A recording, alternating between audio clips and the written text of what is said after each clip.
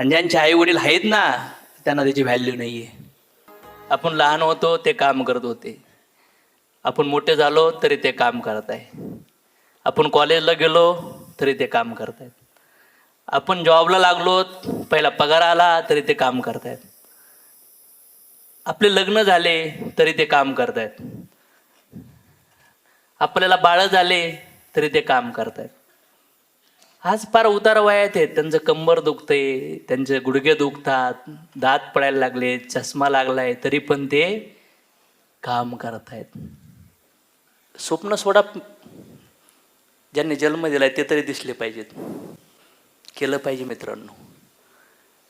आणि ह्या शरीरातून मुक्त होण्यासाठी, हे जन्ममृत्यूचं चक्र काढण्यासाठी जो मनुष्य जीवन ज्या आईवडिलांनी दिलं आहे ना, ते देवापेक्षा गुरुपेक्षा पण श्रेष्ठ.